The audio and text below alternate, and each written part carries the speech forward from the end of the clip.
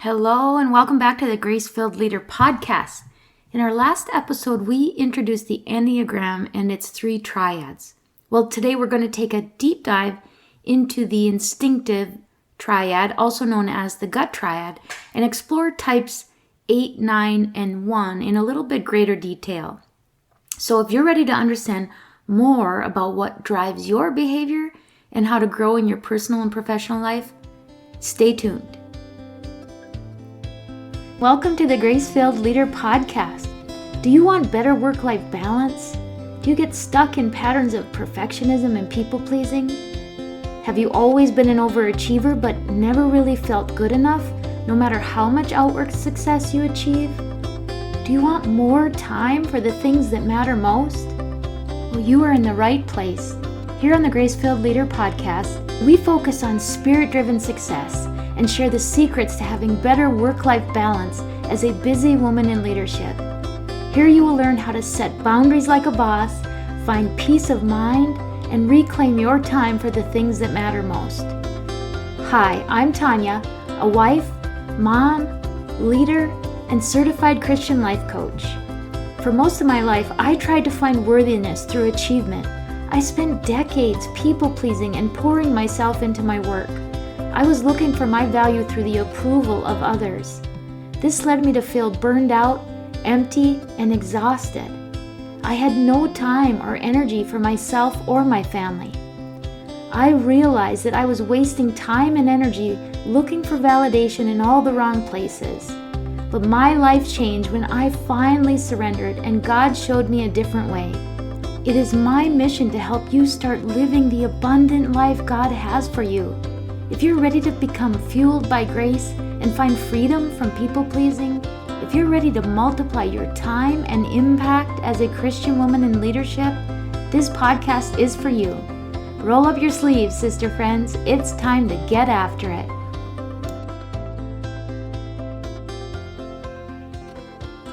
Now, before we dive into the Instinctive Triad, I want to share a perspective about the Enneagram, and I'm probably going to repeat this perspective throughout our Enneagram series this month. What we don't know about ourselves can ultimately hurt us and those around us. Working with the Enneagram allows us to develop the self-awareness that helps us understand who we are and why we perceive and relate to the world the way that we do.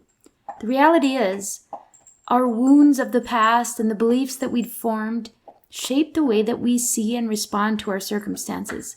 If we don't develop an understanding of our history and our responses to it, we will ultimately be prisoners to it, blindly making the same mistakes and coping in the same ways we always have.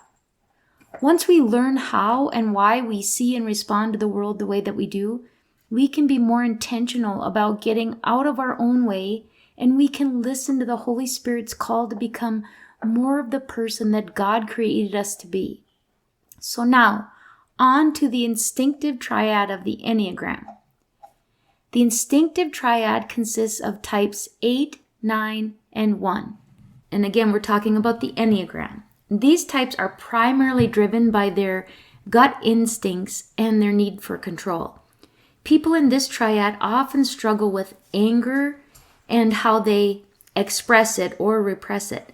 Each type has its unique way of dealing with anger and their environment. So let's explore each of these 3 types in some detail. So first we have type 8, also known as the Challenger. Challengers are very strong, assertive, and resourceful individuals who value control and independence. Some of their core characteristics are that they're confident, decisive, and protective. They have a natural ability to take charge, and they're not afraid to confront issues head on. If any of you know my husband, I'm pretty certain he is a Enneagram type 8. Type 8s value strength and resilience, both in themselves and others. So when the Challenger is under stress, they become more confrontational and domineering. They might even lash out and become excessively controlling, fearing vulnerability and weakness. So they do not want to appear vulnerable or weak. So they will overcompensate by being excessively domineering and controlling. Now, when a challenger is secure and more in balance, they become a bit more open-hearted and magnanimous. They use their strength to protect and to support others, which makes them become inspiring leaders who really seek to empower those around them. Now, some tips for the challenger to grow and develop into their more healthy version of their type is first to learn to practice some vulnerability. So allow yourself to be vulnerable with trusted people. It's okay to show some weaknesses and ask for help. And this is difficult for challengers, but they may learn that when they do this, they actually build trust with others in relationships. A second tip for growth and development for the challenger is to develop a sense of empathy, to work on understanding or at least even considering others' perspectives and feelings. This can soften their approach and enhance relationships. And number 3, a third tip for growth for the challenger is to balance control. In other words, learn how to delegate and trust others' abilities. This can reduce your stress if you are a type 8, and it can foster a more collaborative environment. A less balanced type 8 will really struggle with delegating and giving up control. Many times they might be seen as the micromanager. Now moving on to type 8 in the gut triad or the instinctive triad. Type 9. Did I say type 9? Anyway, type 9 is the peacemaker. The peacemaker is typically somewhat easygoing, very supportive, and individuals who seek harmony in both inner and outer peace. So they really struggle with the thought of there being any kind of conflict, and they seek to make peace both within themselves and with others. Some of the core characteristics are that peacemakers are accepting and trusting, and they're a stable force or presence with those around them. They strive to avoid conflict, as I said, and create harmony in their environment. They are often seen as easygoing and accommodating, sometimes to the point of neglecting their own needs. And when under stress, peacemakers can become passive-aggressive and somewhat disengaged. They may withdraw and become complacent, avoiding conflicts and suppressing their own desires. When they're more secure and in a balanced state, peacemakers become a bit more assertive and proactive. They effectively balance both their needs with those of others, which fosters really true harmony through healthy boundaries and active engagement. So some tips for the peacemaker or type 9 to further grow and develop themselves personally and professionally is, number 1, learn how to assert yourself. Practice speaking up for your needs and your opinions. Your voice is important and it deserves to be heard. Number 2, learn to set boundaries. Learn how to say no and establish clear boundaries. This helps maintain your peace without compromising your well-being or even compromising your sense of integrity and supportiveness with others. And the third tip for the peacemaker is to engage actively, to stay present and actively participate in your life. Avoid withdrawing, isolating, and make conscious choices that align with your values. So I told you on the last episode that when I take the Enneagram assessment, I come out as a type 9 or a peacemaker. And so all of these characteristics and tips really do resonate with me. So I think that it's probably a pretty accurate assessment. Now we have type 1 in the gut or instinctive triad. Type 1 on the Enneagram is referred to as the reformer. Reformers are very principled and purposeful, and they're very self-controlled. they tend to strive for perfection.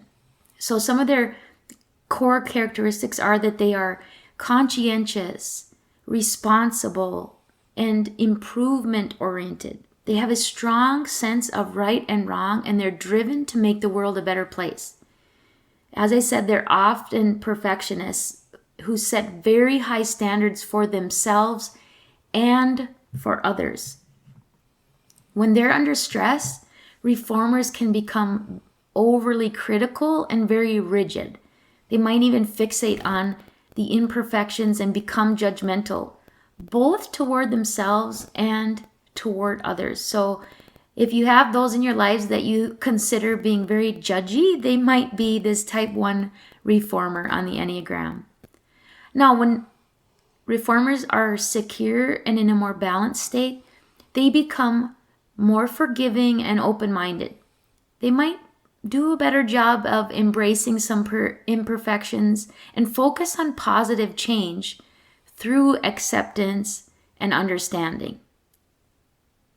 Some tips for you if you are a type 1 or for others who are type 1s to grow and develop in a healthy way within your type. Number 1, embrace imperfections. Accept that imperfection is a part of life. Practice self-compassion and recognize the value in making mistakes. The second tip is learn how to relax and enjoy. Enjoy life without constantly striving for perfection. Get engaged in activities that bring you joy and relaxation. And the third tip is to cultivate flexibility. Be open to different perspectives and approaches. Flexibility can lead to more innovative and effective solutions. So really learning to be less rigid as a type 1. So I'm going to review those characteristics and tips a little bit more briefly again. Now remember, this is the instinctive or the gut triad of the Enneagram. Now, this is a pretty simplistic breakdown, and we all have a type, and then we have what are called wings, which under certain situations, we might look more like the type that is on one side or the other side of us on the Enneagram. So for example, type 8, the challenger, or let's go with type 9. So I'm going to take my own type. Type 9, the peacemaker, might at times either look somewhat like or take on the characteristics of type 8, the challenger. So they may come out as strong and purposeful leaders, or they may tend kind of from a subordinate standpoint. There's characteristics of a type 1 in a type 9 or a type 8. So while your dominant type might be a type 9, you'll have characteristics that might show up a little bit like either a type 1 or a type 8. And that would be considered your wing. So for example, I tend to be more of a type 9 wing 1 sort of person. Anyway, we'll talk about that a little bit more in the future. But just to review, the gut triad consists of 3 types. And if you remember from last episode, we talk about the dominant emotion that drives each type or that they struggle with. And one type will tend to express that emotion. One type will try to repress that emotion. And one type will typically try to avoid that emotion. So for the instinctive triad, the gut triad, the dominant emotion that they struggle with is anger. So type 8, the challenger, will be expressive of anger. Type 9 will be repressive of anger. And type 1 will sort of try to avoid anger through perfectionism. So again, type 8 is the challenger. The challenger is confident, strong, assertive. Under stress, they become more confrontational and domineering, and they may very much lash out and express their anger.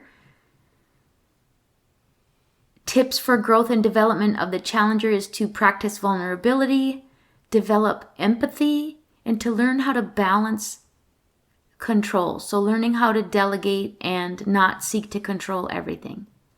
The second type in the Instinctive Triad is the Peacemaker.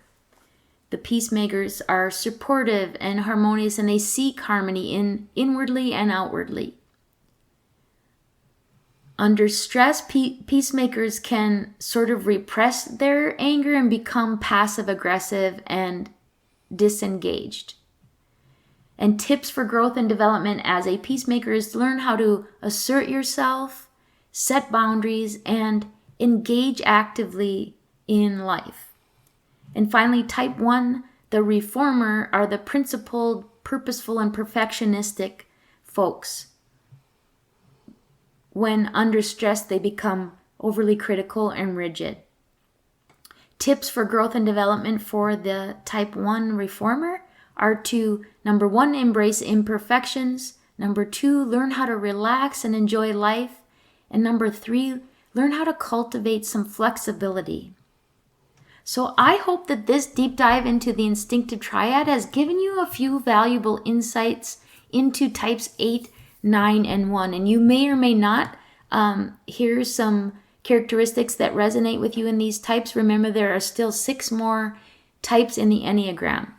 Understanding these different types can really help you recognize your own patterns of behaviors and thoughts and those of others, which help to foster, or certainly can help to foster, better relationships and personal growth. The more aware you are, the more potential you have to harness both the strengths within your type and to learn how to develop and be aware of the blind spots that may exist when you're in a more unhealthy place in certain types. So remember, the goal is not to put ourselves in a box, but just to use this knowledge as a tool for self-awareness and development. And in our next episode, we're going to explore the feeling triad and dive into types 2, 3, and 4. So if you're enjoying this series on the Enneagram, be sure to follow the show and please, please, please consider leaving a written review. Even if it's 2 words, leaving a review really helps other people find the show. It's a whole algorithm thing. So it really is very helpful to me and to other listeners in finding the show. If you would be so kind to take a minute to leave some feedback to help us grow and reach more listeners. If you want even more in-depth exploration of the Enneagram and how to personally apply it to your life and leadership, I encourage you to consider booking a free consult with me at gracefilledleader.com/work with me. And now, as always, my friends, I pray that the Lord fills you with gratitude, peace, and His amazing grace. I pray this episode blessed you, spoke to you, or encouraged you in some way. If so, please share it with a friend and head on over to Apple Podcasts to leave me a review. That's the only way for me to know if you're enjoying the show. Nothing blesses me more than to hear from you. Also, come on over to our free Facebook community. This is a great place for us to support one another on our faith and leadership journeys. You can find the link to the group in the show notes or go to gracefilledleader.com/community. If you have questions or content ideas for the show, please send me a message on SpeakPipe or via email. Go to gracefilledleader.com/contact and leave a written or voice recorded message. I would love to know how I can best serve you on the podcast. Now to Him who can do immeasurably more than we can ask or imagine, according to His power that is at work within us. Ephesians 3, verse 20. Until next time, my friends, God bless.